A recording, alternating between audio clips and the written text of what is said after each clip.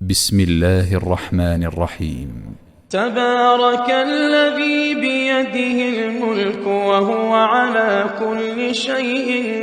قدير، الذي خلق الموت والحياة ليبلوكم أيكم أحسن عملا وهو العزيز الغفور، الذي خلق 7 سماوات طباقا ما ترى في خلق الرحمن من تفاوت فارجع البصر هل ترى من فطور ثم ارجع البصر كرتين ينقلب إليك البصر خاسئا وهو حسير، ولقد زينا السماء الدنيا بمصابيح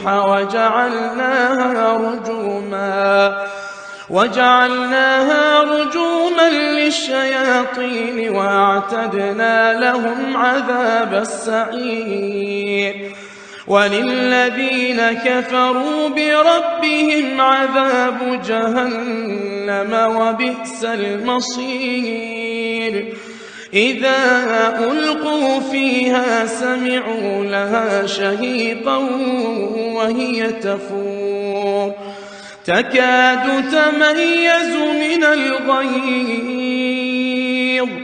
كلما ألقي فيها فوج سألهم خزنتها ألم يأتكم نذير، قالوا بلى قد جاءنا نذير فكذبنا وقلنا ما نزل الله من شيء إن أنتم إلا في ضلال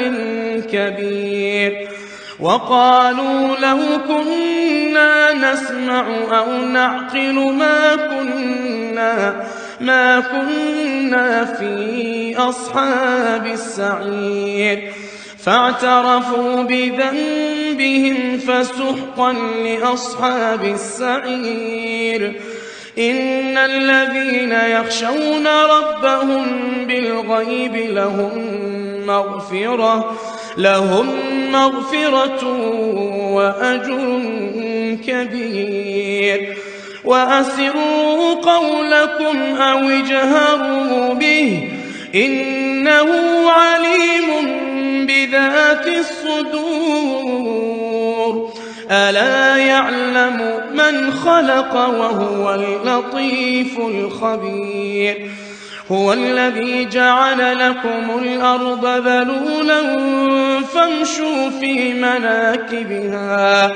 وكلوا من رزقه وإليه النشور، أأمنتم من في السماء أن يخسف بكم الأرض فإذا هي تمور، أم أمنتم من في السماء أن يرسل عليكم حاصبا فستعلمون كيف نذير، ولقد كذب الذين من قبلهم فكيف كان نكير، أولم يروا إلى الطير فوقهم صافات ويقبضن ما يمسكهن إلا الرحمن إنه بكل شيء بصير، أمن هذا الذي هو جند لكم ينصركم من دون الرحمن إن الكافرون إلا في غرور، أمن هذا الذي يرزقكم إن أمسك رزقه بل لجوا في عتو ونفور، أفمن يمشي مكبا على وجهه وجهه أهدى أمن يمشي سويا على صراط مستقيم قل هو الذي أنشأكم وجعل لكم السمع والأبصار والأفئدة قليلا ما تشكرون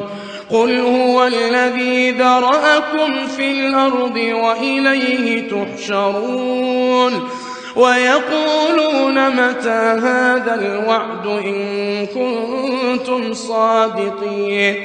قل إنما العلم عند الله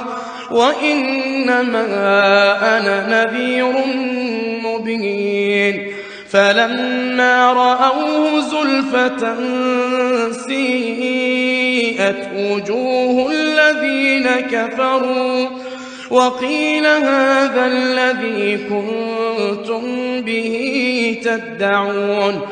قل أرأيتم إن أهلكني الله ومن معي أو رحمنا فمن يجير الكافرين من عذاب أليم قل هو الرحمن آمنا به وعليه توكلنا فستعلمون من هو في ضلال مبين قل أرأيتم إن أصبح ماؤكم غورا فمن يأتيكم بماء معين